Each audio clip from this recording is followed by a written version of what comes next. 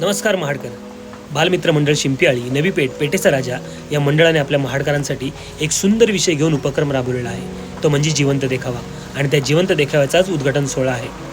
आणि ह्या जिवंत देखाव्याचा हा सुंदर सेट जो बनवलेला आहे राकेश कुमावत यांनी.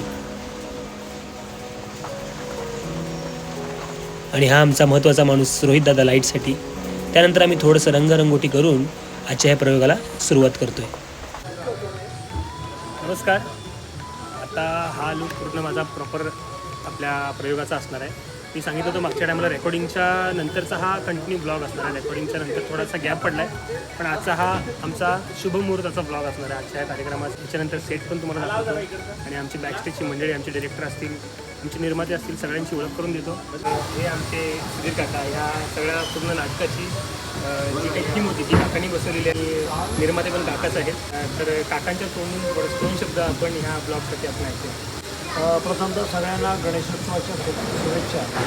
या मंगलमय शुभेच्छा देत असताना पेठेच्या राजा नवी पेठ या सामाजिक बांधिलकी जोपासत समाजातील अतिशय आणि छोटी मुलं आणि मोबाईलचा अतिवापर या अतिशय महत्त्वाच्या प्रश्नावर प्रकाशझोत टाकण्याचं काम या गणेशोत्सवाच्या निमित्ताने केलेलं आहे. पण अतिशय जवळून पहा, कदाचित हे नाटक आपल्या घरामध्येच घडत असेल आता आपल्याला भास होईल. आपण या ठिकाणी काही महत्त्वाच्या सूचना लावलेल्या आहेत. म्हणजे आपण अनेक इतर फोटो काढतो, पण या सूचनांचे फोटो काढून घरी जा. आणि हे आपल्या नाटकाचे लेखक आणि दिग्दर्शक दोन्ही आहेत. तर आपण त्यांच्याकडून थोडंसं ऐकू. खरं तर मी लेखक दिग्दर्शक असलो तरीसुद्धा संकल्पना मूळतः सुधीरभाई यांची आहे, निर्मिती यांची आहे. तर मुलांच्या मनावरती मोबाईलच्या अतिवापरामुळे होणारा परिणाम हा आपण या नाटिकेच्या माध्यमातून दाखवण्याचा प्रयत्न करतो आहे. आणि संपूर्ण कलाकारांनी खूप छान मेहनत घेतली आणि या मेहनतीचं चीज होण्यासाठी आपण पेठेच्या राजाचं दर्शन घ्यायला अवश्य या.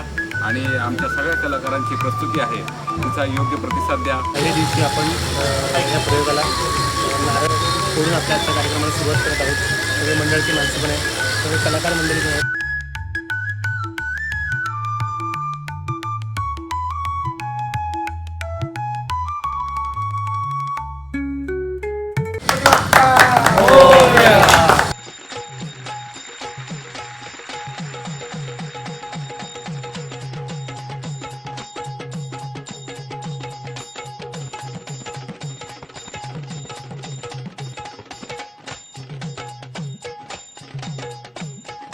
आणि प्रयोगाचा दिवस संपून आम्ही पॅकअप करणार आहोत. आणि आमचा हातचा कॅमेरामन हा होता आणि हा शाहीर होता आणि ही रखमा होती. तर भेटूया नवीन ब्लॉगमध्ये. बघू आता पुढचा कुठला ब्लॉग असेल त्याच्यात मी तुम्हाला सांगतो. बाय बाय, गुड नाईट, शुभरात्री.